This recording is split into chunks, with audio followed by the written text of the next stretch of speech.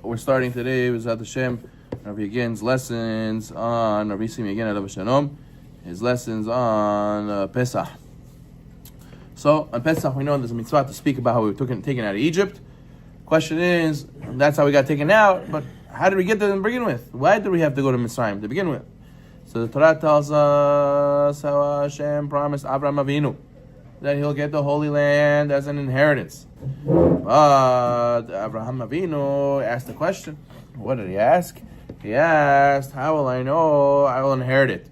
From this question, Hashem said, you should know.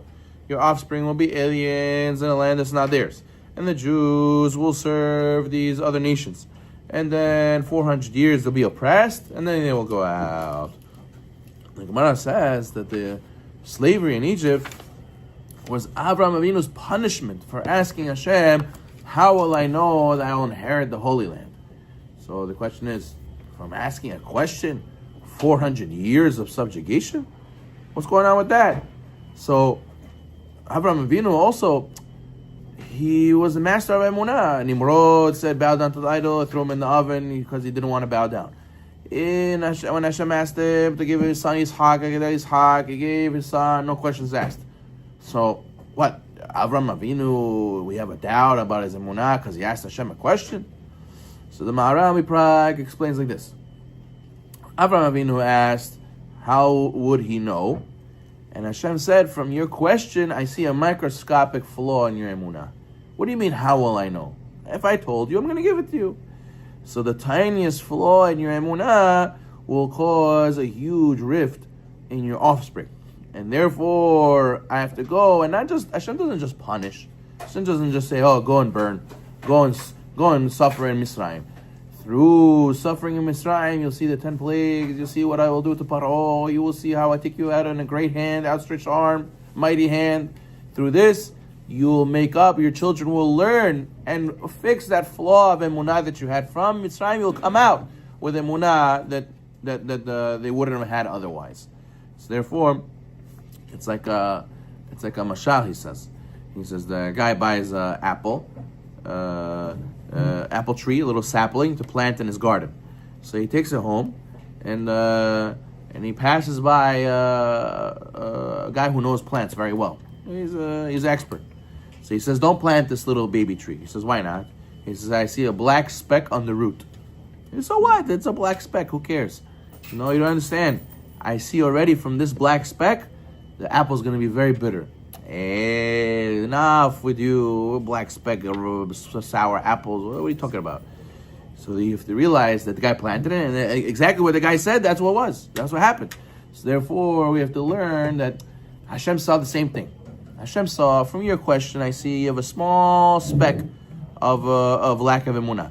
But you think that's nothing today. Well, watch, when the fruit comes, many offspring, many years later, it'll have big effects. They'll be very lacking emunah. That's why, really, Midrash says, we spoke about this last time, Midrash says, Hashem asked him, do you want Gehinam or do you want Galut? And Avraham Avinu chose, I want Galut, I don't want Gehinam. And from then, he got the zechut that whoever has a Brit Milah, the Gemara says, Avraham Avinu sits by the gates of Gan Eden. He doesn't let you, Gehinom, gates of Gehinom, doesn't let you go in if you have a Brit. Where did he get the zechut from? Why does he sit there? Because Hashem made him a promise. He says, my kids will go to Galut, not Gehinam. I'm here to use my right, not to let them go into Gehinam. So, Avraham Avinu was promised that he'll be, chosen people, chosen land. And then Hashem says, but don't worry, afterwards they will leave with a great wealth. What is this great wealth he's talking about? Is he talking about money? So you could say, yeah, that they left with the gold and the riches that the Mitzrayim lent them before they left, and the Bizat Hayam, the water that was spitting out another Nautilus, and it was spitting out another, offshore, Royal Oak, and all these other things. They were, offshore, right? Bizat Hayam, offshore.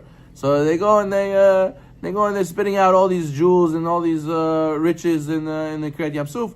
But really, deep down, what does this mean, this great wealth? So, and also, think about it. Hashem says, don't worry, we'll treat you like a slave for 400 years, but then we'll give you money at the end. So this we'll throw money at you and just be quiet. What kind of comfort is that? You make me a slave and you give me money afterwards? It makes up for everything and I feel better? What does that mean? So he says, no, the great wealth is the ability to be an Eved. Ability to be an Eved for who though? For HaKadosh Baruch Hu. He says, why do we have to go through slavery? He says, slavery made us understand, what does a slave do? Let's not use the word slave. Slave is intense. Let's use the word servant. A servant, he wants to go to sleep now. I'm tired. Afternoon lull. I get tired. People need a coffee in the afternoon. They get tired after lunch.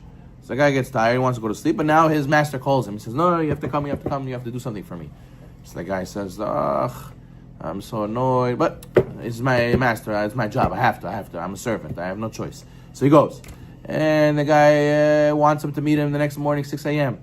And he told him, I have a big trip in the morning. You have to come with me, Mr. Servant. Wake up 6 a.m. Oh, I'm not in the mood. I'm so tired. But it's my job. I'm a servant. I have to get up. And since we did that for Paro, then now we know how to do that for Hashem. So therefore, he says, slavery today, we think as pick the cotton, we'll whip you, you have no rights, you have no life. No, that's not what we're talking about. We're talking about how the obligation to push yourself to do something you might not be in the mood to do, but you know it's the right thing to do, that we learn from Mitzrayim.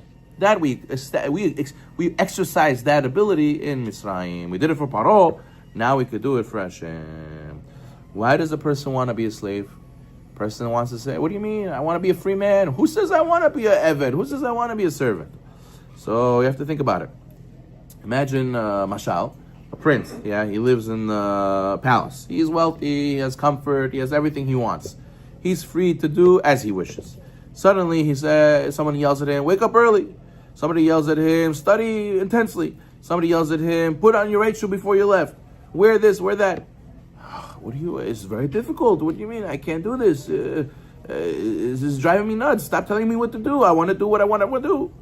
And then what happens? Over time, you see, he wakes up late. He can't get his affairs in order. He can't commit to anything. One day he does this, one day he does that. He doesn't get anywhere in life. He has no structure. So therefore, they say the person who's free to do all his desires, he's a real slave. He's a slave to who? His desires. One day his desires say this, his desires say that, he's nowhere to be found. But a guy who is a slave to the truth, he's a free man. What does that mean, free man? He's a free man from his desires, and now he can really do what's right. And if this is the right thing to do, I'll do it. If it's not the right thing to do it, I won't do it. And my desires are thrown out because I'm a slave to the truth. I know the truth. And that's why it says, Al tikri charut ala luchot, ela herut. Don't read it that the Torah was engraved on the tablets. Read it that the tablets give us freedom. The Torah gives us freedom from our desires and ability to be a real free man. So being a servant to Hashem, it's a paradox. Being a servant to Hashem makes you a real free man, because otherwise you'll be a servant to the Yesara, to the desires. And how does Hashem say, I'm your God?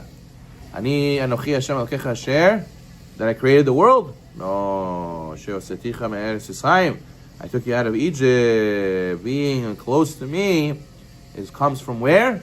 From Yetziat Mitzrayim. You're my Eved. Okay.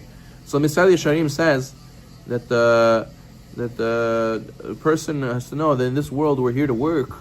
We're not here to enjoy. Olam haba is where we go to enjoy. Person gets used to eating, gets used to sleeping, walking in a leisurely way, doing whatever he wants. He's missing the boat. But a person who cuts his dinner short because he has to catch out of eat, a person who goes to the mitzvah even though it's inconvenient, he pushes himself to get off the couch or go learn Torah. Such a person, he learns how to build good habits. He's fulfilling Adam La'amal Yulad. He's fulfilling this, that a person was created to work. And we have to realize this. When we say Avadim Hayinu, we were slaves, now we're free. It doesn't mean now we're free, Chofshi, do whatever we want. Avadim Hayinu to Paro. But now we're Avadim to Hashem. And being an Eved to Hashem makes us a real free man. Baruch Na'olam.